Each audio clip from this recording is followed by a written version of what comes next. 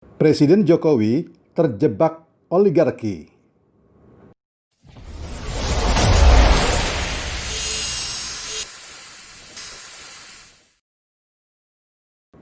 Media asing secara khusus menyoroti ketidakberdayaan Presiden Joko Widodo atau Jokowi, terutama terkait berbagai jebakan orang-orang di sekitarnya. Jokowi dinilai tidak berkutik dan melakukannya saja apa yang diinginkan oleh orang-orang di sekitarnya. Jokowi tak bisa menolak dan melawannya. Dalam situasi itu, apa yang sedang dihadapi Presiden Jokowi dinilai sebagai kronisme kenegarawanan. Karena tidak mengherankan jika ada analisa bahwa Presiden Jokowi tampaknya telah terjebak dalam agenda oligarki karena tidak mampu membangun garda pendukung strategis dan kuat. Resti Woroyuniar dalam artikelnya di South China Morning Post mengungkapkan setidaknya 17 pendukung Jokowi yang sebagian besar bagian dari tim resmi kampanye 2019-nya telah dilantik dengan berbagai macam jabatan, termasuk sebagai komisaris BUMN. Apa yang diungkapkan dan dianalisa dalam artikel Resti menyebutkan bahwa beberapa di antaranya diketahui memiliki pengaruh besar di media sosial. Penunjukan mereka disebut sebagai tagihan dan tidak mempertimbangkan latar belakang yang relevan. Misalnya, penunjukan Kristia Budiarto sebagai komisaris independen Pelni hingga Fazrul Rahman sebagai komisaris di Waskita Karya. Oktober tahun lalu, Menteri BUMN Erick Thohir menunjuk 3 tokoh media sosial dan pendukung Jokowi menduduki kursi tertinggi di sejumlah BUMN.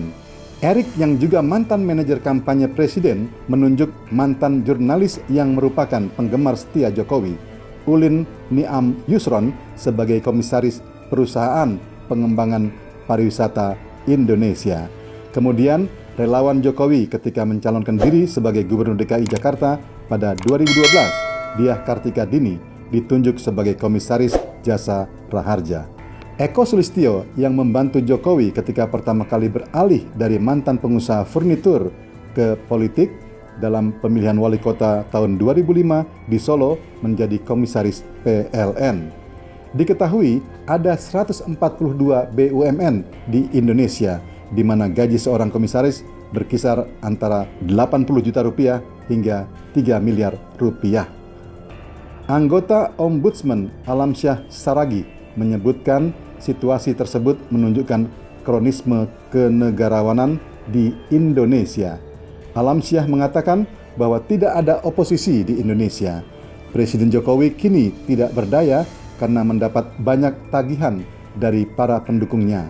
Alhasil, mereka diberi kursi di Dewan Komisaris Perusahaan milik negara. Menurut Profesor Nanyang Technological University, Singapura, Zulfikar Amir, keputusan Jokowi untuk memberi penghargaan dalam tanda kutip kepada para pendukungnya karena ia tidak memiliki basis yang kuat. Zulfikar Amir mengatakan bahwa Jokowi tidak memiliki basis pendukung yang kuat. Jokowi hanya mengandalkan tokoh masyarakat dan sukarelawan selama pemilu untuk mendapatkan dukungan, dan Jokowi tahu bahwa dia wajib membalasnya. Selain itu, Jokowi kemudian terjebak dalam agenda oligarki yang menurutnya sejalan dengan tujuannya. Agenda ini tidak bisa dinilai kritis karena Jokowi sekarang hanya fokus pada peningkatan investasi, dan itu membawa kita kembali ke era Orde Baru. Jadi, tidak salah bila kemudian dikatakan bahwa Jokowi dinilai terjebak dengan oligarki yang menguntungkan kroni-kroninya.